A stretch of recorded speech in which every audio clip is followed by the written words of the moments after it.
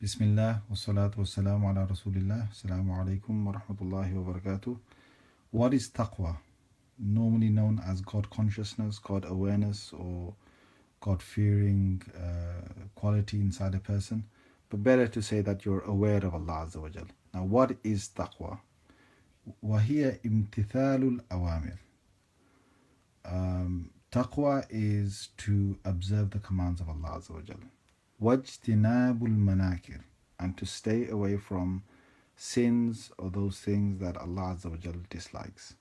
So you combine the two things together. One is to observe His commandments, another one is to stay away from sins.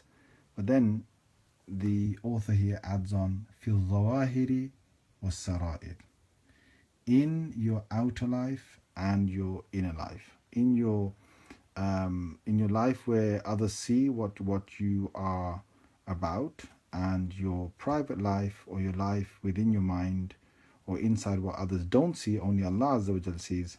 In both of these lives, you try to observe the commands of Allah Azza wa Jal and you stay away from sins. وَمُوَاصَلَةُ الطَّاعَاتِ, and you continuously try to show the obedience of Allah Azza wa Jal.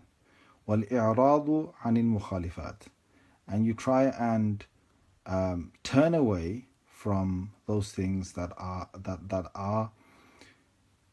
against what Allah has told you to do.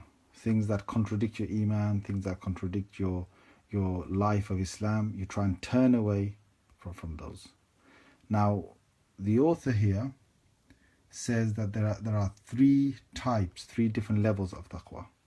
So فَتَقْوَى الْعَامَّةِ, for the most common people, their taqwa is to stay away from sins.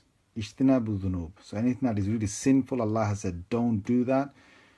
Zina, alcohol, adultery, gambling, whatever it is, ghiba and so on.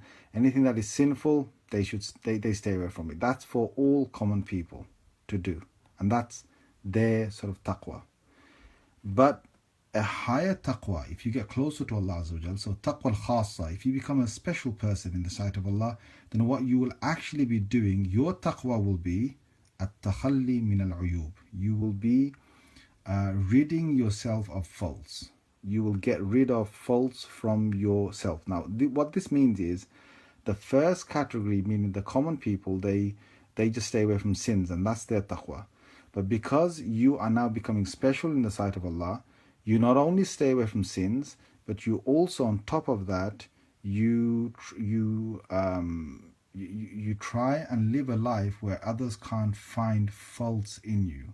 Things that are faulty but not really sinful, you try and get rid of those. For example, let's say throwing litter or something.